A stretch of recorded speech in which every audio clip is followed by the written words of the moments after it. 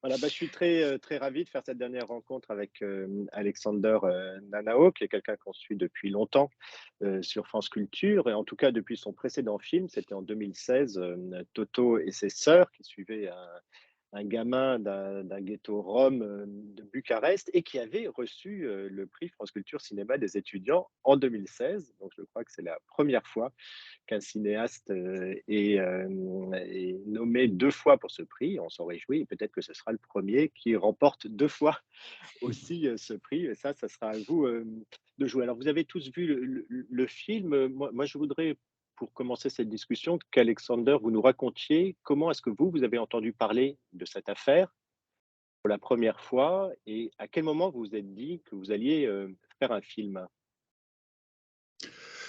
Yeah, so basically, when this fire happened, it really became a national tragedy because, as you've seen, it was a club. It was a very famous club where a lot of young people were going from a certain, students, a lot of students, a lot of architecture students, people that had their own music bands, and so it instantly became a national tragedy, and demonstrations erupted, and the whole country was basically part of it.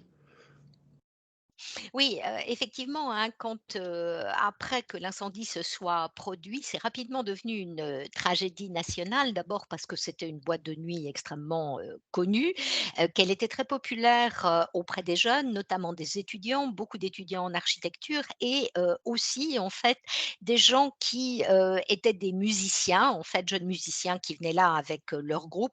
Donc immédiatement, il y a eu dans tout le pays, des manifestations. And I became aware because I was assisting like the whole country in this repetition of the politicians together with the doctors, how they can handle everything, how everything is under control. They didn't want to transfer burn patients to other countries to burn clinics. And it was clear that something is fishy. It was, we all knew that they are populist politicians. We all knew that the Romanian healthcare system is not in such a good shape to be able to handle 180 burn patients. So the moment the patients started to die in hospitals, we became aware and started to investigate a bit to see how could one make a film about such an event, but most of all, how can one understand what the truth is behind the manipulation, basically the press manipulation. Oui, alors effectivement, hein, on savait bien, à ce moment-là et moi je suivais les choses, hein, on était face à ces, médecins, qui mettaient en avant, leur capacité de, gérer en fait, les patients, qui jugeaient non nécessaire, d'envoyer ces grands brûlés, à l'étranger et pour nous évidemment dès le début, c'était clair en fait, hein, que, les choses étaient plutôt, troubles. On savait très bien, bien sûr, qu'on avait affaire à des politiciens, populistes. On savait aussi bien sûr que le système de santé roumain n'était pas en mesure, de soigner ces 180, brûlés et puis lorsque les gens ont commencé en fait, à décéder dans les hôpitaux, hein, nous avons commencé à réfléchir, à, comment on pouvait, à partir d'une histoire comme celle-ci, réaliser un documentaire d'abord, mais surtout, comment on pouvait essayer de faire, émerger la vérité en fait derrière, tout ce qui était raconté sur cette affaire. But I think that one of the most important things was that while all this was happening in the first days, it was for the first time in the Romanian society that a clash between young people and the old generation of politicians, the world of their parents, basically, the generation of their parents. And it was the first time that these two parts of society clashed and young people took the streets in so high numbers, basically demanding a total change. So it felt a bit like what 68 must have felt a bit in Western Europe. Oui, et une des choses les plus importantes, hein, lorsque la crise, s'est produite, en fait, lorsque cet incendie s'est produit, c'est que dès les premiers jours, hein, on a assisté quelque part à un clash entre, des jeunes, qui sont descendus en nombre dans la rue, en exigeant, en fait, qu'il y ait des mesures, particulières, hein, ce qui ressemblait un peu à 1968, sans doute, à ce qu'a été 1968. Et c'était la première fois qu'en Roumanie, il y avait une opposition entre ces jeunes et une classe politique plus âgée, qui était en fait de la génération de leurs parents. And it was, yeah, it felt also like, yeah, it felt like an obligation of a filmmaker, you know, when something so historical seems to happen, I think that cinema is the way to understand it. And it was clear to us that we have to find the way of how to tell this story in a cinematic way and find the right characters through whom we can tell the story in an observational way. Oui, et d'une certaine manière, c'était aussi une obligation, en fait, hein, pour un, cinéaste, quand on est face à quelque chose de si important socialement, de trouver une manière de, raconter l'histoire, hein. C'était à nous c'est presque une obligation et un rôle du cinéma de raconter des histoires comme ça. Il fallait qu'on trouve, hein, bien évidemment, les personnages, qui seraient en mesure de le faire.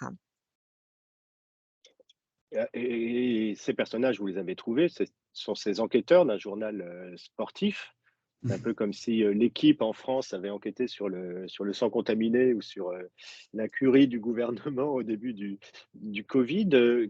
Et ce qui est fascinant avec votre film, c'est qu'il prend l'apparence justement d'un grand thriller journalistique presque hollywoodien. Cette idée, vous l'avez eue à partir du moment où vous avez rencontré les journalistes ou c'est quelque chose, une construction que vous avez fait après au montage? No, the first instinct was for sure to approach the young people that escaped the fire, the survivors and the parents. And only then we understood that only these journalists might start to investigate the lies of the politicians and of the doctors, and that's when we approached them. And after we approached them, I understood that it might be a way to try to tell the story through the eyes of journalists that investigate the power. But you know, at that time, I started to look for similar films in the European cinema landscape, and it was very hard to find anything because we in Europe do not really have a culture of portraying journalism in cinema. For sure, there are films with journalists. There are films, be it Antonioni or you know, where journalists appear, but it's not like in the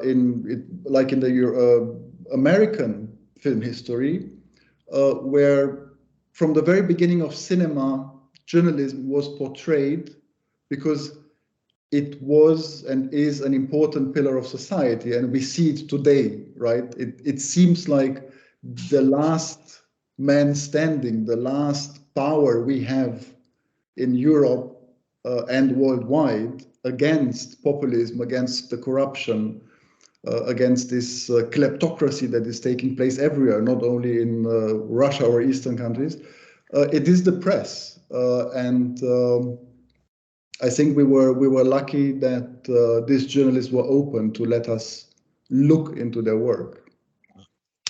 Oui, le premier instinct, hein, ça a été, effectivement, de prendre contact avec les survivants et de prendre, contact, avec les parents et ensuite, assez rapidement, on a compris que seuls ces journalistes-là allaient être capables de faire une enquête qui permettrait de, mettre au jour les mensonges, qu'avaient proférés à la fois, les médecins et les politiciens, hein, et on s'est dit finalement que, le film qui se ferait allait se faire, à travers, leur, regard pour raconter leur enquête, hein, leur quête d'une certaine manière et à ce moment-là, j'ai commencé moi à regarder dans l'histoire du cinéma, européen en fait, hein, quels étaient les films qui avaient pu être faits, sur des sujets un petit peu, similaires, hein et finalement, je n'ai pas trouvé de film comme ceci. C'est-à-dire que si on a,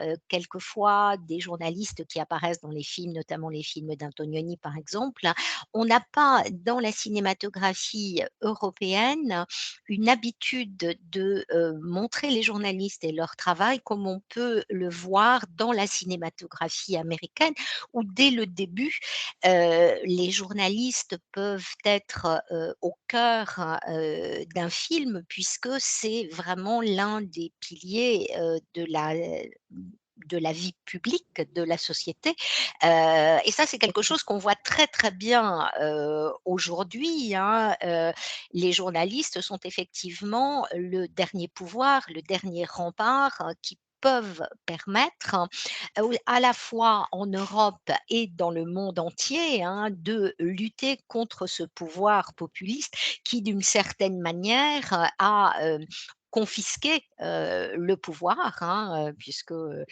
Alexander parle de kleptocratie. Et on a eu beaucoup de chance. Je crois que les journalistes, qui ont fait l'enquête, aient accepté que nous puissions suivre leur travail. Alors, vous n'hésitez pas à lever la main, hein, pour que, chers, étudiantes et étudiants, pour que je vous donne, la parole. Ah bah, voilà une première question qui vient de Eda. Eda Houner, c'est à vous. Si vous voulez bien allumer votre caméra, si vous en avez une qu'on vous voit, sinon on vous écoute. Oui, merci beaucoup. Alors, je suis moi-même, roumaine et c'est pourquoi le film m'a touchée particulièrement au cœur et donc je voulais remercier Alexandre pour cela. Mulțumesc din suflet. Alors ma question était par rapport à une nouvelle que j'ai vue l'autre jour qui m'a enragée en fait. Normalement, le procès aurait dû finir en juin 2021. Mais comme d'habitude, il a toujours été reporté. Et j'ai vu le 3 mai que le procès a été de nouveau reporté. Ça m'a frustrée parce que ça fait 7 ans depuis la catastrophe. Et j'avais à vous demander, pour vous, en tant que Roumain et en tant que réalisateur qui a approfondi le sujet, comment trouvez-vous toutes ces reportations et est-ce que vous pensez que votre film a en quelque sorte a pu avoir un impact sur les instances politiques et juridiques? Mulțumesc, încă o dată. It is a very, it's a very important topic. What can you do with a film? Can films change something? And I don't think that films really can change something that has to be changed by politicians or by the judicial system. But what this film did, for example, is when we launched it in Romania, we had incredibly high numbers in cinemas. And we were shocked when we traveled the country with the film because the cinemas were full of young people, full of students, and in several cities, 2 times the same evening, rooms of 900 people were full. And it was because these people wanted, like you, I guess, answers. They wanted to understand their society and they wanted to understand if they should stay or if they should go. You know, it's maybe a similar feeling like in France if Marie Le Pen would have won now. Maybe many people think like, how can I live on in France? And it was the same thing here with the students, but the change of society is very complicated. It happens sometimes fast, sometimes slow, sometimes it goes back. And it's the same thing here. For example, as you say, it's in 6 years, and since 6 years, nobody was sentenced. There is no judicial sentence, and the victims and the parents are still waiting. So all people that you see in the film are still free, the corrupt doctors, the politicians, and nobody was sentenced in a final sentence. So, but as I said, you know, seeing the young people in cinema, there was, for example, a very interesting there were many interesting moments, but there was one interesting moment where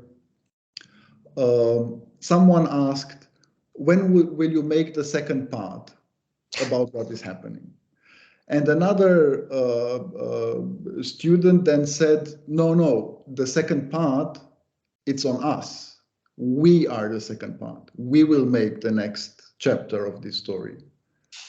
So I think that's what a film can do. A film can show things, and people can decide what and how they want to do things for the society they live in.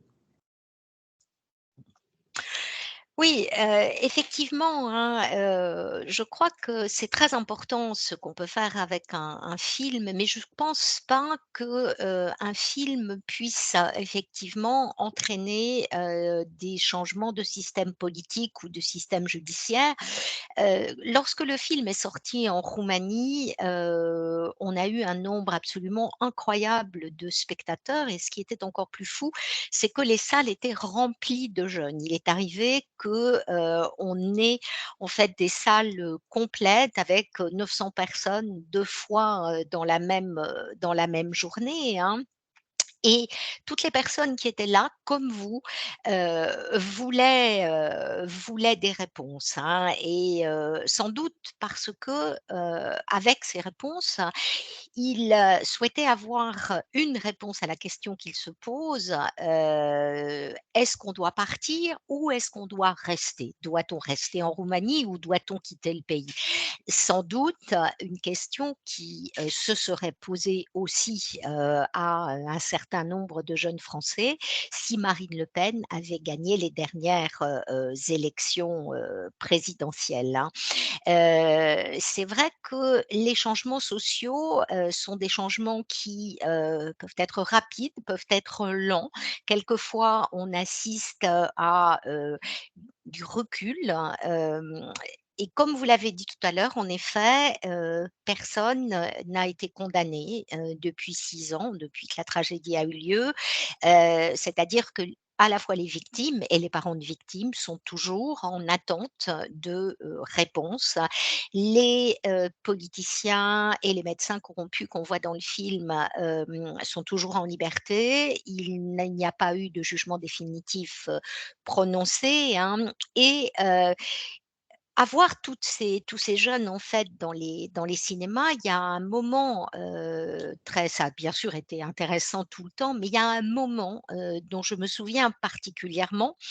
C'est quelqu'un qui nous a posé la question en disant, «Alors, quand est-ce que vous faites un 2e film, en fait? Quand donnerez-vous un documentaire sur, ce qui s'est passé après?»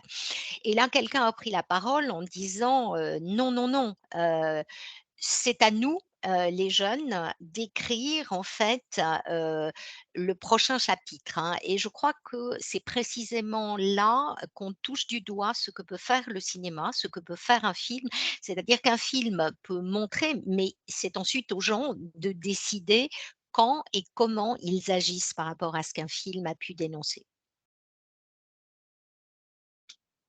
Merci, Merci. Eda. Nous avons une question sur Merci. le fil de Justine. qui ne pose pas sa question directement parce que son micro ne semble pas fonctionner convenablement. Et donc, il pose sa question à la fin du documentaire. On ne voit pas de carton nous disant si oui ou non les choses concernant l'hygiène dans les hôpitaux ont évolué ou pas. Et voici donc sa question. Est-ce que les problèmes sont toujours présents ou non dans les hôpitaux roumains? Et elle tient à préciser qu'elle a beaucoup aimé ce film qui lui a fait l'effet d'un coup de poing. Et les actions des journalistes pour faire ressortir la vérité cachée lui a beaucoup fait penser à des films comme Erin Brockovich avec Julia Roberts ou Boîte noire, film français avec Pierre Ninet. Voilà. Et alors n'hésitez pas les autres à lever la main pour vos questions suivantes. Est-ce que les choses ont changé dans les hôpitaux en Roumanie? Some things changed, but not at the speed that people would have wished for. Unfortunately, the way the truth is handled in hospitals is still not good. And as you can imagine, during the COVID pandemic, it was a catastrophe in Romania that was a mixture of populist politicians, like you had Trump that would say, okay, the pandemic is over, we've won over it. And then they opened all restrictions and people really started to die. At a certain point, Romania was the country with the most COVID deaths per capita in the world. And it really was scary because you had people being treated in the parking lot in front of the hospital. Everything was overcrowded, so it was not. It was scary, and unfortunately, as it is with power, the power also learns to become.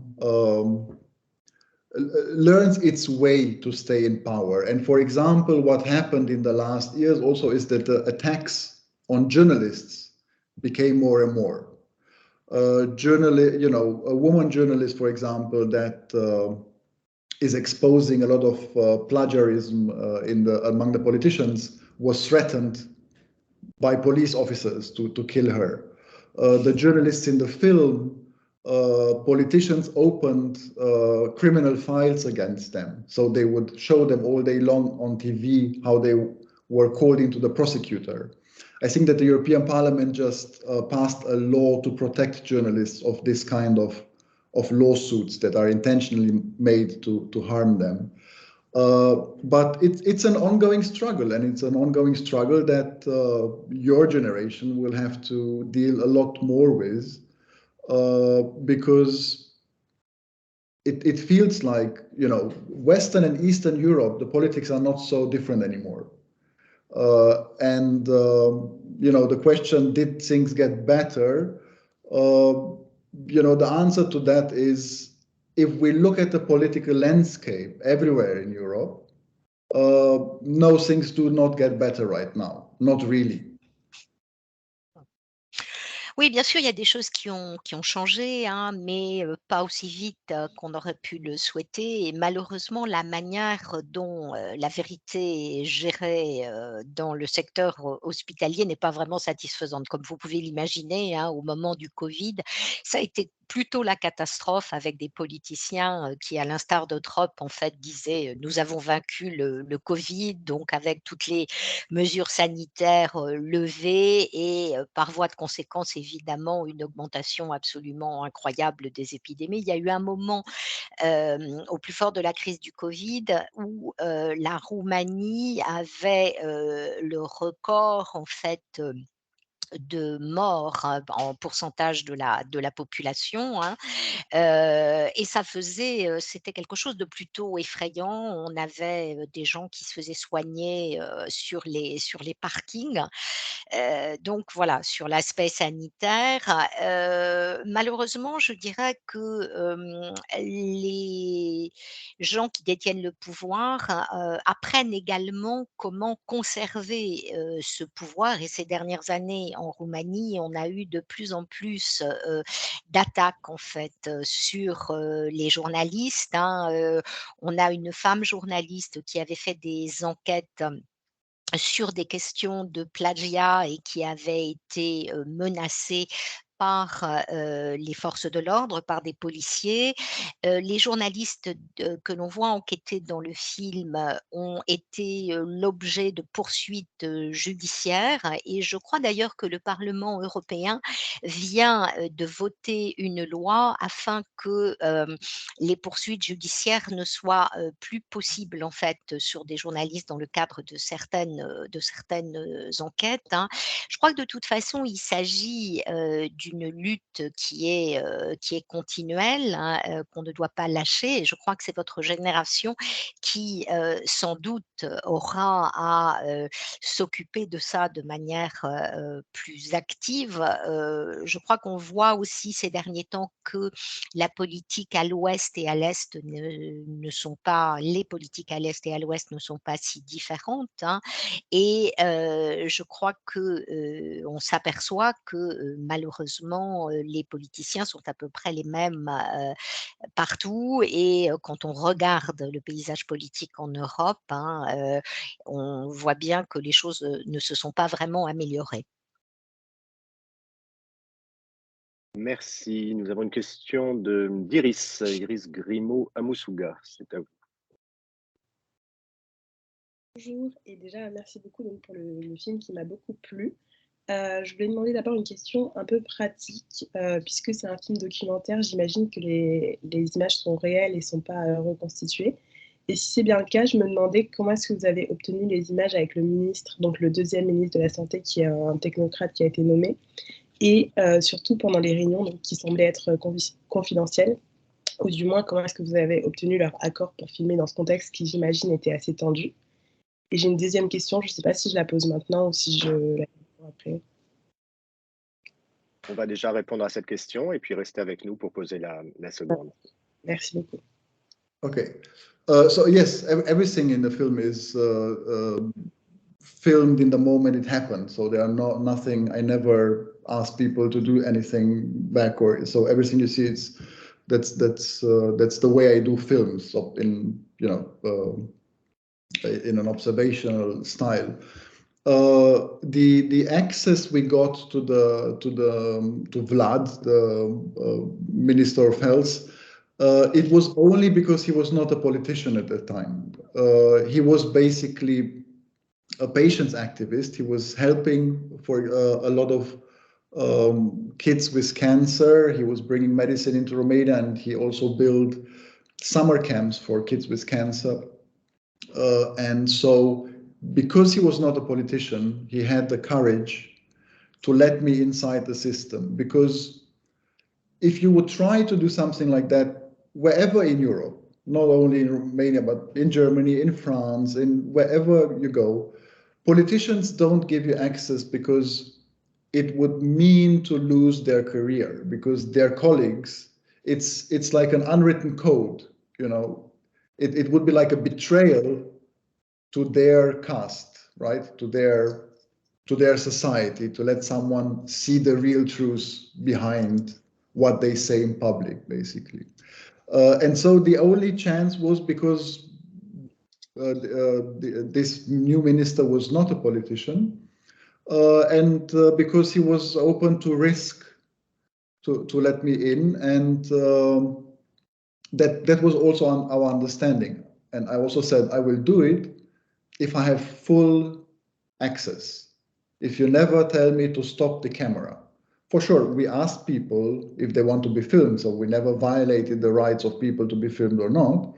But it was clear that the trust must be mutual and the trust must be 100%, so that we really can do, can obtain the proper footage for a cinema film.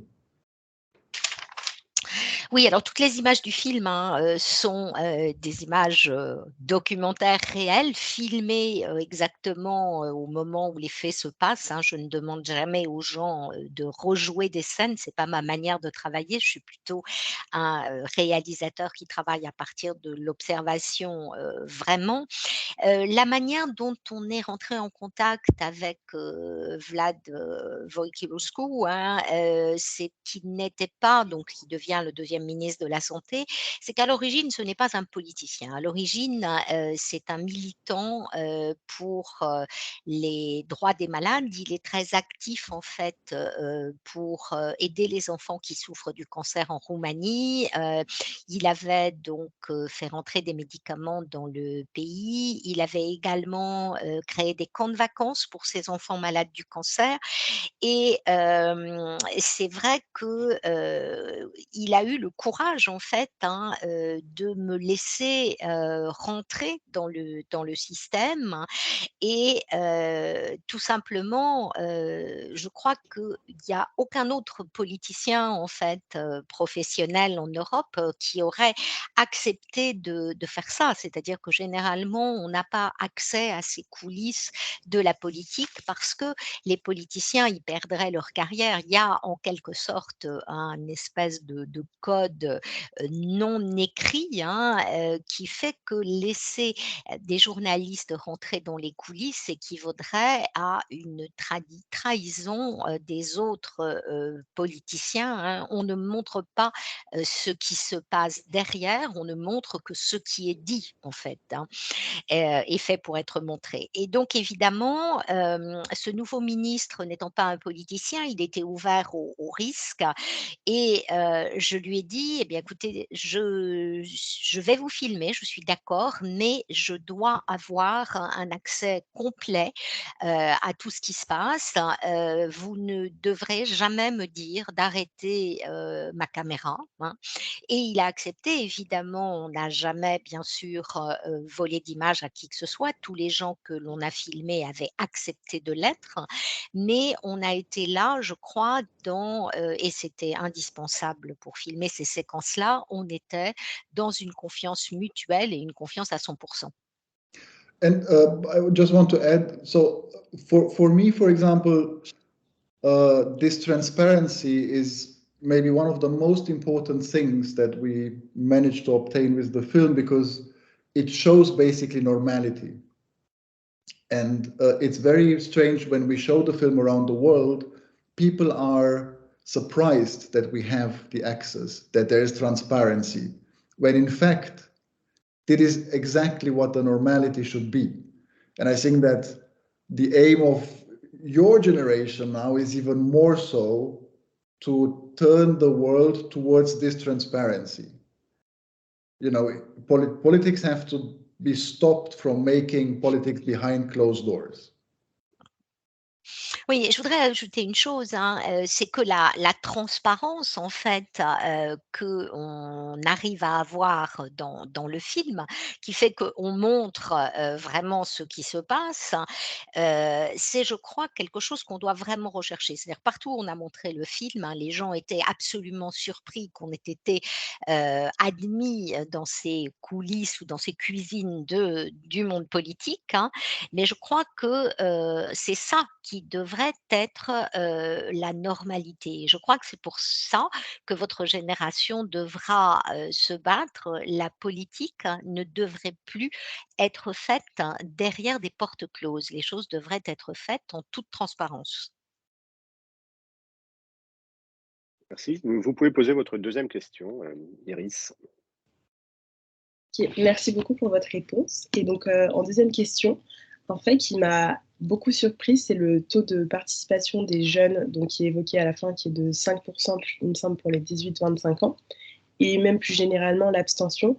C'est pas tellement l'abstention en elle-même qui me choque, puisque même en France, dans les dernières élections présidentielles, les taux étaient assez élevés, mais c'est plutôt l'abstention dans ce contexte particulier, puisque j'aurais pensé que, au vu du scandale, plus de gens peut-être se seraient mobilisés pour voter, donc pour essayer de changer les choses.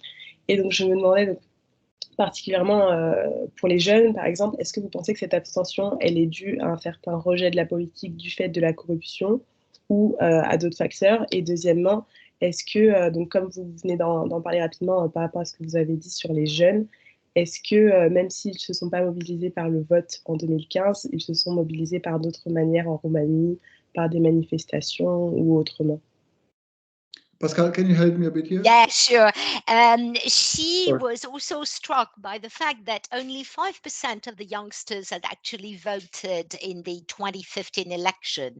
So it is not the fact that a lot of people didn't go and vote, because exactly the same happened, sadly, for last elections in France. But she wondered if you feel that youngsters didn't go to vote because in a way they reject politics because of corruption, or if they actually engaged in a different way through demonstrations or other things. What is your Yeah. take on that? There are several things. So the elections in 2016, if you remember, all around the world, there was this company that was called Cambridge Analytica that interfered with the elections. And they also operated in Romania. And in Romania, they basically made a campaign where the aim was to keep young people away from the vote, right? So we didn't know that back then. So it was on one side this intervention of Cambridge Analytica, but it was also what you say, that people do not believe anymore in politics. They think that it's not possible to change things with politics. But for example, only 2 years later or 1 year later, we had the European elections. And there we had a record number of participation of young people above the European medium. And it was for the first time. So, I think it's very strange to see when people go to vote or young people go to vote, but sometimes it seems that a society, people must feel the pain of a democracy that goes completely the wrong way before they understand what it means to vote. And I think here it's also, again, I think it's sad what we see in the film, that not, as in France now, the number was so small, but at the same time, it also shows you that's the way how they can win. That's the way how our democracies can vanish from one day to the other. Oui, donc cette élection de 2016, en fait, hein, ça correspond à la date où on commence à entendre parler de cette entreprise qui s'appelle Cambridge Analytica et qui a été très active aussi en Roumanie, et particulièrement pendant la campagne électorale pour ces élections. Et la manière dont ils ont agi, ce qu'on a découvert que plus tard, c'est qu'ils avaient tout fait d'une certaine manière pour que les jeunes se détournent du vote, hein. Alors, dans les abstentions, il y a aussi bien sûr, comme vous le mentionniez, le fait que les jeunes ne croient plus beaucoup à la politique. Ils pensent que c'est plus possible de changer les choses à travers la politique.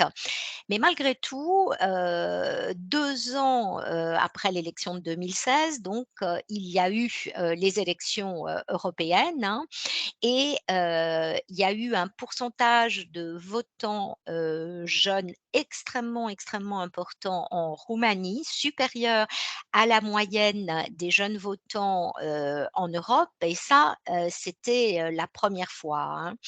Et effectivement, c'est quelquefois un peu difficile d'arriver à comprendre pourquoi est-ce que les jeunes se détournent du vote, pourquoi ils y vont, pourquoi est-ce que des gens en général se détournent du vote ou y vont.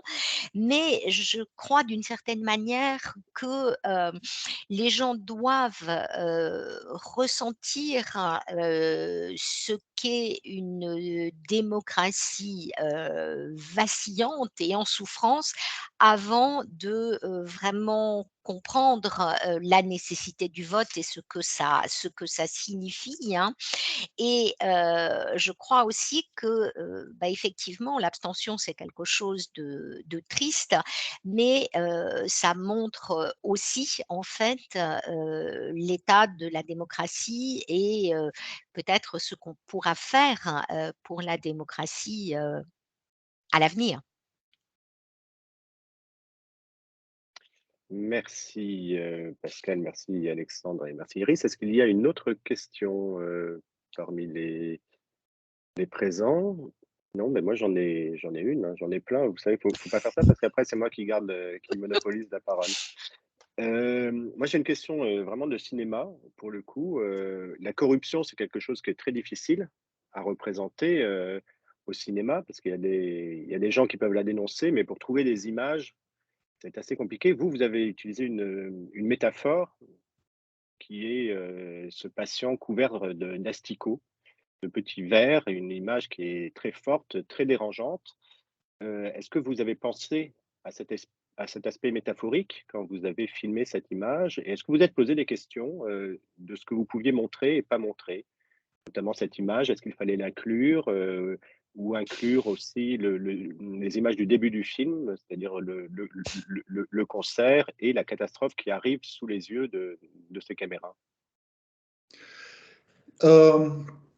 So the image is basically a friend of mine who was friend with the band and is also a documentary filmmaker organized to film it with 5 other cameramen to film this concert because it was the concert of the band. It was their release album. They just signed with Universal and it was their release album. Unfortunately, the whole band, only one person survived. The whole band died. And this friend also nearly died in hospital. And when he was out of hospital, I invited him to come onto the project, and he had these images from a camera that burned inside, but the chip was still intact with the footage on it. And I had a lot of problems, you know, should I show the images? How can I show them? You know, is it morally something you can do? And the decision was, it's the only way to make people understand that your own life can really change in seconds. And in seconds, you become dependent on how well the society and the country you live in is functioning. And that was the only way to understand that. And for sure, immediately after we launched the film, we had the pandemic, right? And the pandemic started with someone saying, like, it's only in China, it will not come to the rest of the world. And, you know, again, within seconds, basically, we were all part of the pandemic and we all started to die and we all needed functional healthcare systems that can handle it. So in a way, I think it was important to understand that anyone can get into the situation that within seconds your life is changing, and then you need your society to work. You need basically a functioning democracy where the truth is told, you know, because these people that died in hospitals died because of lying. And a society that is not able to protect its truth, which again, more and more it's harder to do it in Europe, will fall apart. You know, it's really about knowing the truth or not knowing the truth. Oui, alors, j'ai un ami en fait, hein, qui, est aussi réalisateur et qui était, un ami, de quelqu'un en fait, de ce groupe de musique, hein. Et donc s il fêtait la sortie de leur album, ce soir-là. Il venait de signer, dans la major Universal et donc il avait, 5 caméras, qui fonctionnaient, hein. Et quand cet homme est sorti en fait de, l'hôpital, malheureusement, voilà, tous les membres du groupe, sauf une personne, sont morts et son ami, est décédé. Mais quand il est sorti, lui, en fait, hein, il y avait les caméras avaient été détruites, mais les puces, étaient encore intactes et donc les images existaient, hein. Alors, bien sûr, je me suis posé la question de montrer ces images de l'incendie, comment je devais les montrer, est-ce que c'était moralement, acceptable? Et puis finalement, j'ai pris ma décision, en me disant que de toute façon, c'était montrer ces images, c'était la seule manière de faire comprendre aux gens que, votre vie peut basculer complètement en une seconde et que en une seconde, vous pouvez devenir totalement dépendant, de, la société, et du pays dans lequel vous vivez. C'est-à-dire dépendant du fonctionnement, de ce pays et de sa société, hein.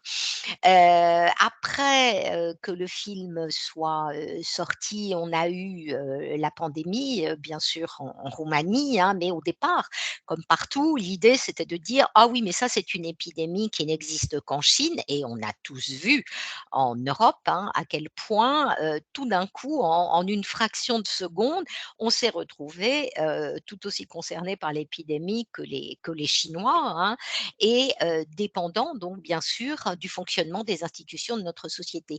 Donc je crois que d'une certaine manière, c'est très important en fait de montrer des images, de montrer, à quel point, il est important qu'une société, qu'une démocratie, fonctionne, et qu'il est important à quel point il est important que, la vérité puisse être dite. Parce que finalement, les gens qui sont morts, après l'incendie du club collectif, hein, c'est des gens qui sont morts en raison des mensonges qui étaient,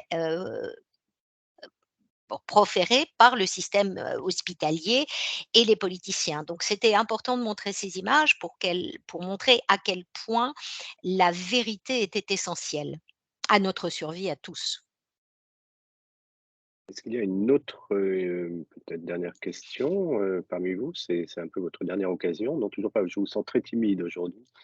Est-ce que c'est dans le même état d'esprit, Alexander Nanao, que vous avez, filmé ce très beau personnage de cinéma qui est cette femme, qui a été victime de l'incendie et qui va se faire photographier dans des nus, très artistiques, qui affichent son corps meurtri. Est-ce que vous vouliez montrer que le combat pour ces gens se passait aussi à ce niveau-là, la réappropriation de son corps et de ne pas se poser en victime, mais de vivre, avec ce corps-là?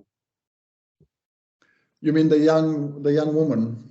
Oui, yes. Yeah, I think that what is very important to see in the film is that all courageous characters, the whistleblowers, the doctor that goes to the minister is whistleblower, and the young woman that survived. All courageous persons are women, and I think that says a lot and is very is basically the truth. Women are more courageous. And with Steady filming her, for sure, we looked into different characters who can become a character in the film. But for me, Teddy was important because she was an enigma, basically, because she did not react like we all would react with hate and wanted revenge. But she basically is saying, I know who I am. I will not let them destroy all my life. And I will live my life with the same dignity as until now. And I think that's also a symbol of how I think that we can face all these horrible things that are happening now to us. You know, even if we look to Ukraine, right? People stand up to to who they are, right? They say we know who we are, and we will not let Russia step over us. And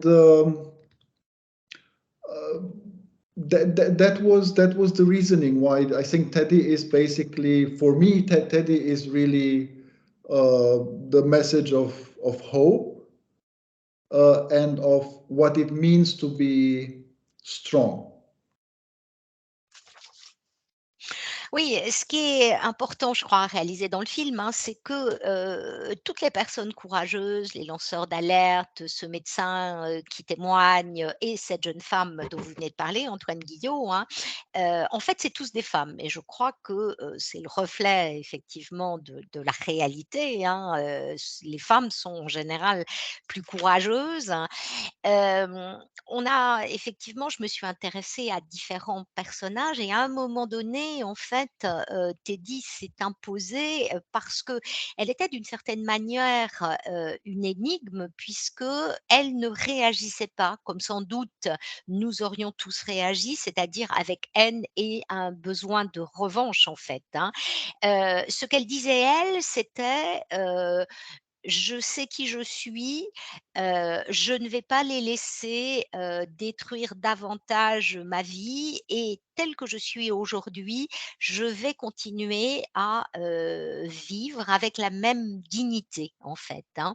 Et je crois que, voilà, elle était d'une certaine enfin, elle est, effectivement, je crois, un symbole de, comment, nous pouvons tous aujourd'hui faire face, aux situations dans lesquelles, nous sommes, hein, et on peut dire ça par exemple aussi, de l'Ukraine, c'est-à-dire que, c'est à peu près ce que disent les Ukrainiens. On sait qui on est et on ne se fera pas, piétiner, par la Russie. Donc je crois que Teddy, comme personnage, c'est quelqu'un qui, transportait en fait, hein, ce message, d'espoir et de résistance. Merci. Alors, j'ai une question posée sur le fil de quelqu'un d'autre qui a un problème de micro, qui s'appelle Émilien, qui vous dit: «La scène de fin, du film, la famille de retour du cimetière qui chante, dans la voiture, est-ce qu'elle a vocation à être à une interprétation métaphorique, via les paroles de la chanson? Ou est-ce qu'elle est simplement une scène pour montrer, l'émotion forte?» Et puis il vous demande aussi de manière générale, pourquoi faire une fin ouverte après un film qui est aussi ouvertement critique à l'égard, d'un système corrompu? Can you help me a bit with I understood with the song. Yeah, the song, I mean, was it necessary to actually have an open end, for a film that so openly criticizes a system? And then, what does it mean to have those? Why did you choose to film those people singing in a very light-hearted way? Basically, this is the family that when the film starts, this is the first father that speaks about the fact that his son that they didn't transfer his son to Vienna and he died because of the infections. And the song, these are the magic moments in documentary filmmaking. You know, they were listening to the from a memory stick of their dead son. And this was his favorite song. I did not know they would put it on.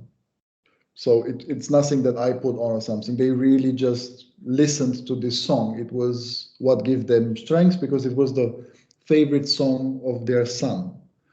And I think that I don't know if it's I think it's the my instinct to have an open end was because while we were doing the film, we felt that this scene, although it was in Romania, the whole world started to become like this story, right? We had Trump, we had Brexit, and in a way, it felt it's just the beginning, you know, and we just the Pandora's box was opened, and now it's up to the people that see the film to think about what their own place or their own actions inside their community, inside their society is.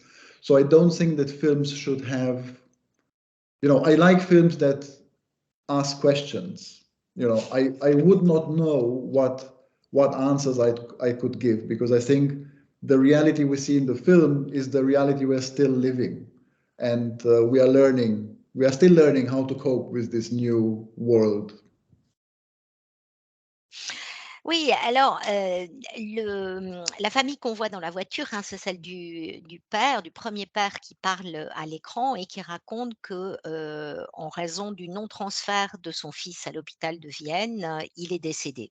Et en fait, ils sont dans la voiture et c'est un de ces moments magiques comme on en trouve quand on fait du documentaire, hein. Je ne savais pas du tout qu'ils allaient faire ça. Ils ont mis en fait, une clé USB, qui appartenait à leur fils et tout d'un coup, il y a eu cette, chanson qui a résonné et qui était la chanson favorite du fils et voilà et j'ai trouvé que c'était incroyable. Ils écoutaient cette chanson et c'était comme quelque chose qui leur donnait, vraiment de la force, hein, pour, arriver à supporter ce qui leur était arrivé et c'était mon instinct en fait de faire, une fin, ouverte, hein, parce que je crois que, quand on a eu terminé le film, hein, à mesure qu'on s'approchait de la fin du film, j'avais vraiment le sentiment que, cette situation qu'on venait de vivre en Roumanie, c'était une situation qu'on retrouvait un peu partout avec l'accession au pouvoir de Trump, avec,